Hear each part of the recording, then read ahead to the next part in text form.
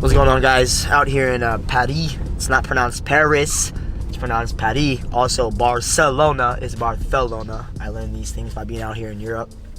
But guys, I wanted to share something that's helped me on my journey, to chairman. And I think one of the biggest things is, Jason, I'm going to bring you up next, so I want you to think about something before I bring you up. But if I could just give one tip, I think one of the most important things is, a good book that I read was Think and Grow Rich by Napoleon Hill. Napoleon Hill's mentor was Andrew Carnegie, who at the turn of the century was one of the wealthiest men in America. And one thing in the book, one of the first couple chapters is belief. It talks about belief, having that belief. And it talks about, the 3 feet from gold, never giving up. And I think a lot of people, they misconstrue this conception of belief and the difference between belief and the actual ingredients in the soup of success. See, just like a soup, say, your mom, your grandma make a really good broth, a really good soup, or a really good lasagna, whatever it is. There's multiple ingredients that go into that, right? Grandma doesn't just chef up a lasagna and just put the cheese in it. Doesn't just put the meat in it. Doesn't just put the breading in it. They put multiple ingredients, just like a soup. It's not just chicken. It's not just the carrots. It's multiple things added. The onions, the broth, this, that, the other, the salt, the pepper, the seasonings. So the ingredients to success are the same way. And people prioritize the belief. Now, belief is really important. You have to believe you're going to be where you're going to go, right? You can't focus too much on where you are. You can't focus on where you've been. Got to focus on where you're going. And that's all understandable, but people leave out one of the also key ingredients, which is, taking action and training. And, one of the things with belief is, The Secret with Bob Proctor and, what are the other people in The Secret, Jason? The Hicks. There's a bunch of people in there that talk about the law of attraction, right? Law of attraction, you just sit and you believe. Well, you're not just going to sit in your room and just go chairman. You're not just going to sit in your room and hit a 6-figure income. You're not just going to sit in your room and blow your shoe business up. You're not just going to sit in your house in your mom's basement and just go viral and some marketing label or some music label just going to come and sign you. It's not how success works. You got to go out there and train and put in the work. See, one thing that Arnold Schwarzenegger did was when he was, blowing up, and Arnold Schwarzenegger is, goodness gracious, you may not agree with what the guy did, he did steroids and this, that, the other. Doesn't matter. Look at what success Arnold has created. Became a political figure in our country, one of the top grossing actors of our time. He literally made gyms go mainstream. And one thing about Arnold is when he was, one thing Arnold used to do was he used to sit in front of the mirrors when he would work out. What he would say was he would envision and believe that his muscles were like mountains and these big hills. So he would do these workouts and he would just envision his muscles just like blistering out of his skin and bulging out. So that's the reason he got so big, because he would envision and believe his muscles were bigger than they already were. One secret to success. Training. One thing Arnold could have done is got a bigger ego and believe, well, I just believe. I have the law of attraction on my side. I have a good positive mental attitude. But what he did was somebody came to him the one day and they were talking about how skinny his calves were. And he started to become self-conscious of it. And, at the gyms, he couldn't figure out how he could get his calves to get bigger. And he wanted so badly. So what he did was he started training. Looking, researching, going out there, putting the work in, taking the necessary action. And he found somebody in South Africa. This guy who had massive calves. So what did he do? He didn't send an email. He didn't send a text or a fax or make a phone call. He flew the whole way to South Africa to meet this guy who had these huge, monstrous calves. And when he got there, he asked him, how do you have such big calves? See, Arnold had law of attraction, belief, and all these factors of success, but he needed to train. Went down to South Africa, asked the guy, how do you have such big calves? The guy said, well, what are you doing? Show me, Arnold. Get on the weight worm with the weight press room. Show me what you're doing. So he got on the leg machine and he started doing all these reps of lighter weights. And the guy said, boom, that's where you're wrong. He said, let me show you what I do. He got on and did less reps of higher weight. And right there, boom, it clicked in Arnold's mind. I need to be doing less reps of more weight. The training. Guys, I can't tell you how many times in, the industry of network marketing where I've thrown these events or I've done these things and nobody showed up. We did meetings where nobody showed up. I remember sitting there by myself, waiting for people to show up. Nobody showed up. It was the training. See, most people quit when they're 3 feet from gold. But you can't do that. And that was one of the factors that helped me with my success. I remember there were times where I would go to these meetings and these home events and these seminars and these regionals, and I would have nobody to come with me. And instead of making the excuse of, well, I'm not going to go because I believe I'm going to hit these levels in success. I'm going to hit these levels of income. I'm going to hit these levels in my business. I didn't just believe it. I put the training in. And while everybody else thought, well, I could just sit at home and believe, I have my goal board, my vision board, I'm just going to do this, I went to the actual events with nobody that showed up. Why? Because I said, you know what, even if I don't have anybody to show up, I'm going to put the training in. You know, Abraham Lincoln once said a fascinating quote to me. He said, if I had 8 hours to cut down a tree, I would spend the first 6 hours sharpening my axe. Think about that. The training beforehand, sharpening your tools, sharpening your axe. Yeah. See, most people won't put that effort in. They won't put that training in. Kobe Bryant said he used to make. Kobe Bryant used to make 800 shots before his basketball games even started. So while all the other players who are tired, they're jet lagged on their schedule, flying city to city, state to state every single day, you know, they get a little more rest. They have the belief, and they're already in the NBA, right? You know, a lot of people, they have this practical thinking of, well, they're good, so I'll study them. Don't settle for the good when you can have the great. See, there's this thing called the top 1% rule. Don't study anybody in your industry or anybody of that sort if they're not the top 1%. So even though, oh, my buddy knows this guy and he's going to train us this Saturday, and, you know, he plays for the Los Angeles Lakers, but he plays on the bench, or he's in the D League, or he's a star player in college. Even though he's pretty good, he's not the best. Why study good when you can be the best? They say at least study somebody 10 times better than you. So if you want to make $1 million, don't listen to me. Don't listen to Jason. Don't listen to people that have only hit that $1 million level mark. Go listen to people that have made at least 10 million, 15, 20 million, way ahead of your 10x, right? Because if somebody teaches you that has only makes $1 million a year, guess what? Most likely they can only teach you how to make $100,000 a year. And this may not be, you know, tithe and true, 100% accurate, but what I've noticed in my studyings is follow the best. You want to be a multimillionaire? Why not go study a billionaire? Why not go study somebody who's made hundreds of millions of dollars? If you want to be successful in business and build an organization or an employee staff of this big, why not go follow somebody who's done 10x that? Not just somebody who's done that, because guess what? You can only learn from somebody to do what they've done, not more so. They can teach you just to come right beneath where they have, not more. So follow somebody who's 10x. So as far as the training goes, you need to understand that there's 2 parts to the training. Number one, finding a mentor that's done 10x what you've done. 10x success, 10x the income, 10x the organization growth, 10x whatever it may be. And then also number 2 is you have to put in the action. My mentor also told me one thing. He said, Austin, you'll learn more by going out there and putting 1 hour of training in, 1 hour of effort in, than you would 10 hours reading a book, or 10 hours doing development, or listening to an audio, or researching or studying. Now, although that is important, what's more important is that you train. How do bodybuilders build their muscle? Do they build their muscle in the gym, or do they build their muscle when they go to sleep that night? They build their muscle when nobody else sees it, while they're sleeping. Now, the gym is just as important, but afterwards just as important as well. You know, what they're eating. They say diet is 80% of, your fitness, of your body. People think it's just exercise, just gym. Well, that is a key important ingredient, but it's also what you're eating. So what you're doing outside of the gym, outside of your training, even more training, that's what's important. So guys, belief is important. Whatever you think about, most of the time you become. That was Earl Nightingale's The Strangest Secret back in the 1950s, or I think it was the 1960s. He said, whatever you think about, most of the time you become. Now that's important.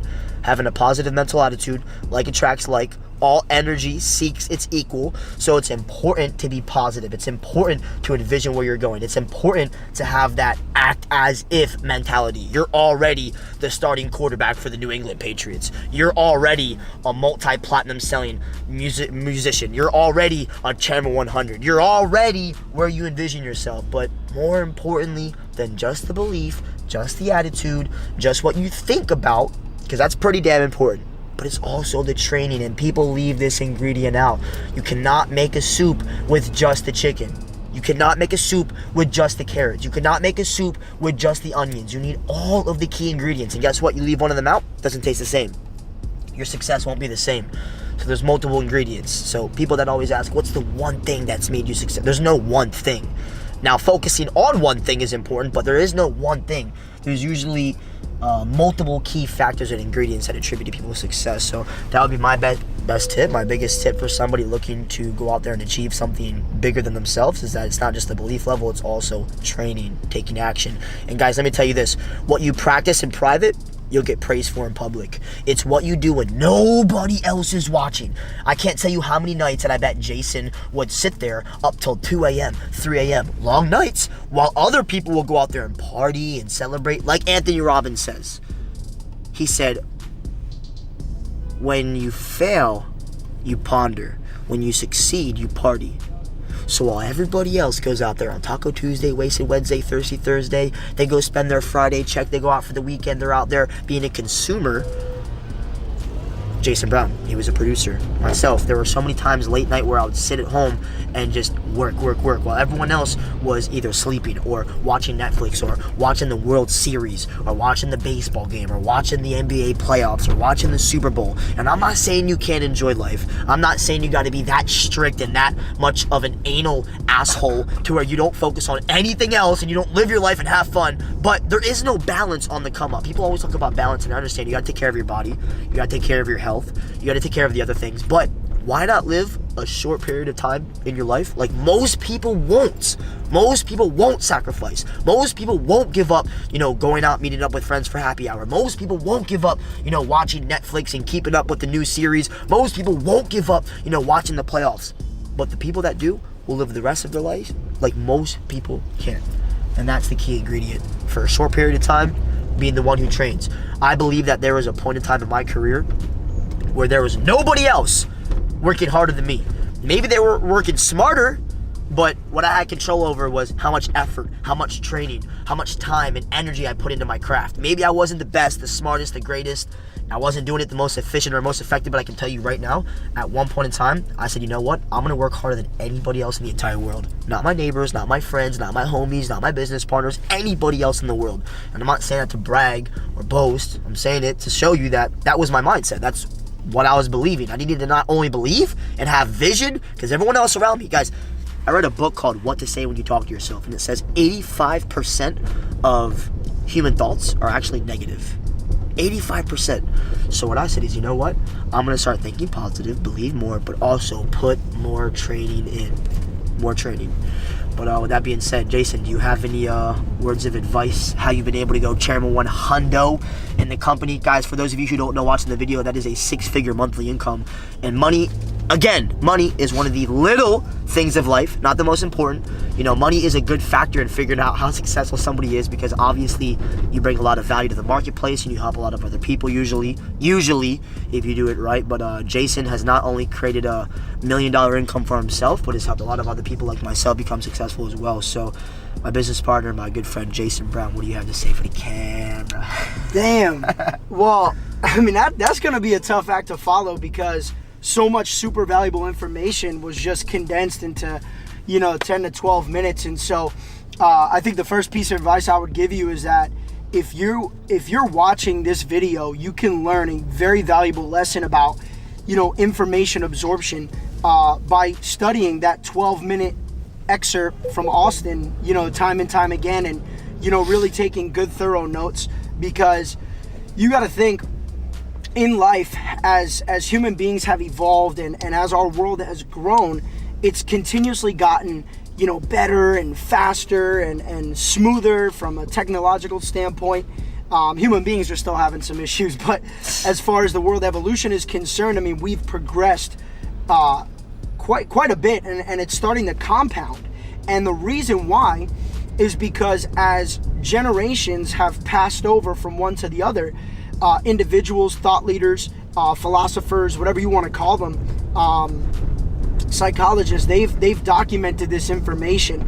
And because they've documented the information, individuals like myself, like Austin, have been able to study and learn from the mistakes and from the experiences of those individuals. And so because of that information, we're now younger and making progress faster.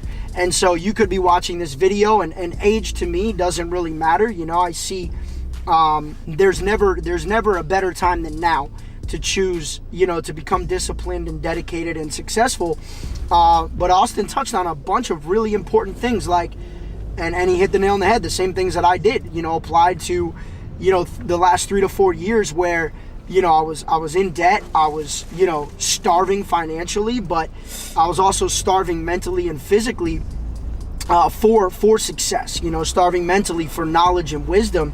And it is, number one, the time that you spend when nobody's watching that is the most important, right? Because self-accountability is the only accountability in my book. I don't wait for somebody to hold me accountable. I don't wait for somebody to tell me, look, it's time to work. I don't wait for somebody to tell me, look, Jay, you know, you gotta go to the next level. I make those decisions, and I think it's the same exact thing for Austin and for a lot of really successful people that you study, is that they are their own alarm clock. They are their own accountability. And so, you know, what you do when that door is closed is really all that matters. You can shine in front of everybody else, right? You can act like you are, you know, the greatest, and you can show up, but you got to perform on game day. And I believe the way that the Michael Jordans of the world, the Kobe Bryants, you know, the Bill Gates, the Steve Jobs, the way that these individuals perform at such high levels is because when nobody's watching, they were putting in the work. There's a great book that I read, one of my favorite books. Malcolm Gladwell is the author, and the book's called Outliers. He also wrote a book called The Tipping Point, which is unbelievable, and fathered a bunch of other amazing concepts. But in Outliers, they looked at Steve Jobs and Bill Gates and or the other programmer for Microsoft that nobody knows as much as Bill Gates. Anyway, and they looked at these guys, and they saw that from, you know, college till, I guess, late to early 30s, they had put in 10,000 hours of what I call trench work, right? The time programming where everybody on college campus was out partying and doing keg stands and happy hour and Thirsty Thursday. You know, they were in a lab, you know, coding and creating the future of our entire world, and, you know, now are some of the wealthiest individuals ever. And so, number one, what you do behind closed doors, I couldn't agree more with Austin. But I believe another major factor to wrap this up is consistency. You know, people ask me all the time, what's the thing? What's the thing? What's the thing?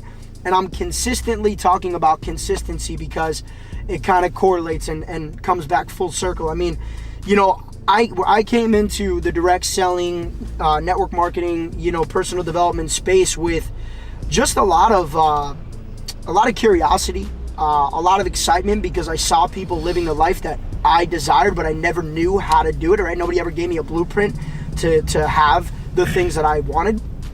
And so, you know, when I got involved, I made a decision, right? So consistency partnered with a strong, firm decision that I was going to be successful.